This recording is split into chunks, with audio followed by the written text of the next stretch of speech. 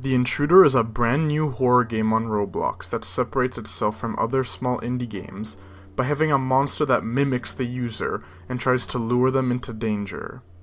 The game begins with a brief safety recording, inspired by the Mandela Catalogue, which sets the scene for the whole game, with the premise that there's an intruder in your neighborhood.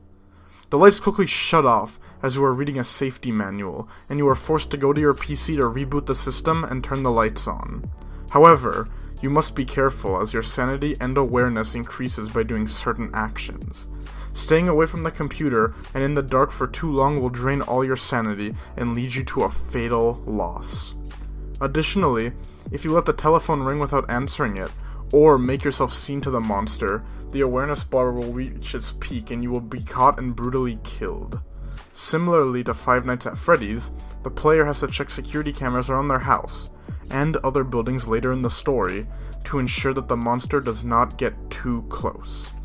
If it does enter though, there are safety closets to hide in. There are also multiple VHS tapes that provide extra content to the story end of the game, and shape the environment that the player is in. The multiplayer aspect of the levels also separates the Intruder from other indie game competitors, and the clever tricks of the monster are mostly unseen mechanics from any other game.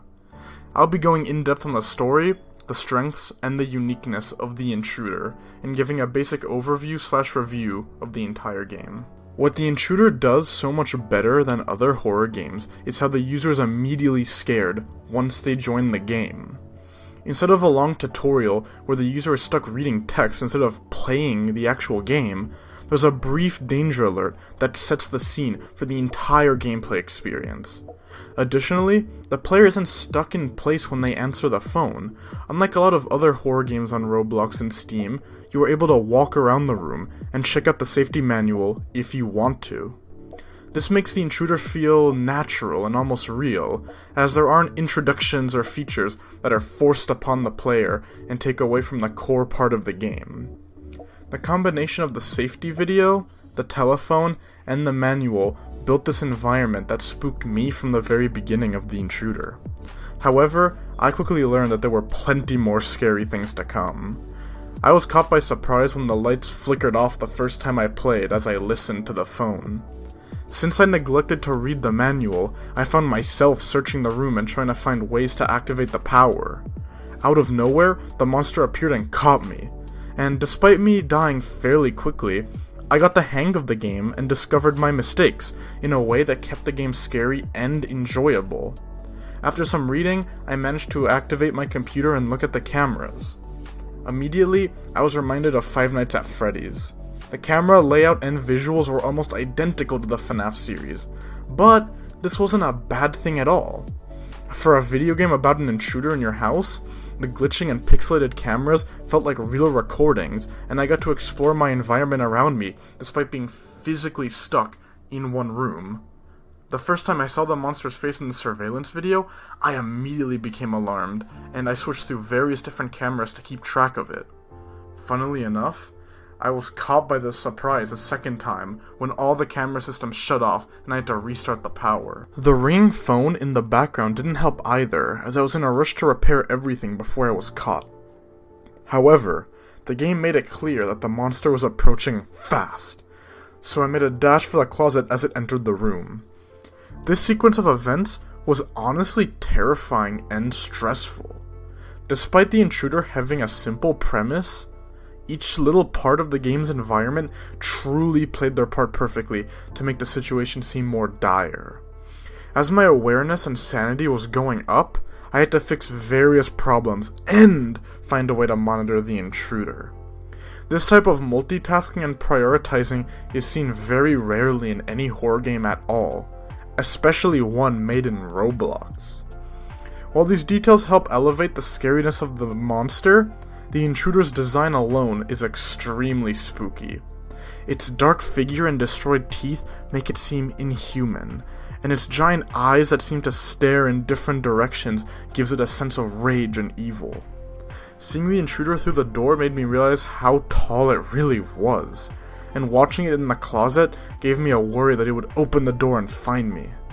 The design is simple, yet it works perfectly for the dark and enclosed spaces that it occupies. Additionally, the intruder's deformed face reminds me of some of the monsters in the Mandela Catalogue. Just like the camera system from FNAF, the intruder seems to base a lot of the intro to the game on the Mandela Catalogue series. The monsters in both projects are intruders who are in your house, and they both share an informative video sequence that briefs the viewer on the monster through a cartoon. The combination of Mandela Catalogue and FNAF is unheard of in the horror genre, and the developers really perfected the key parts from both franchises. Another feature of the intruder that really surprised me was the multiplayer aspect of the game. Trying to make a game scary while having multiple people playing it at once can be really difficult. There are plenty of multiplayer horror games such as Devour and Project Playtime that become noticeably less scary when you play with friends. With multiple people, the small room still provided a sense of claustrophobia, and despite working with another person, the intruder was still rushing into the building at a fast pace. Sure, handling tasks such as the telephone was definitely easier with 2 or more people, but mass panic can quickly set in if one thing goes wrong. However, when I played with my friend on the first level, I was shocked with what the game was hiding. Despite the monster approaching the room, my friend kept typing in the chat, encouraging me to go outside and ensuring that the monster was someone else. However, my friend confirmed that this was not him who was typing. I quickly realized that the monster in this game can mimic other players. Now this was scary. As a way to prevent players from hiding in groups or working together, the monster intentionally causes chaos and disorder to lure the players into danger. I have not seen mechanics like this in any other indie horror game. If you're a player who doesn't use voice chat, this feature adds a whole new level of difficulty to the horror game. And additionally, it requires the user to use context clues to decipher who is saying the truth and who's the imposter. Once you're done playing the house map though, there's plenty more content that the game offers. As of the making of this video, there are 3 chapters available, with more being created with multiplayer support. The premise of the game stays the same, but different monsters and distractions can appear as the player progresses through the maps. From my experience and research, The Intruder is a super unique Roblox game that honestly feels like a game that could be on Steam and other platforms with some slight adjustment.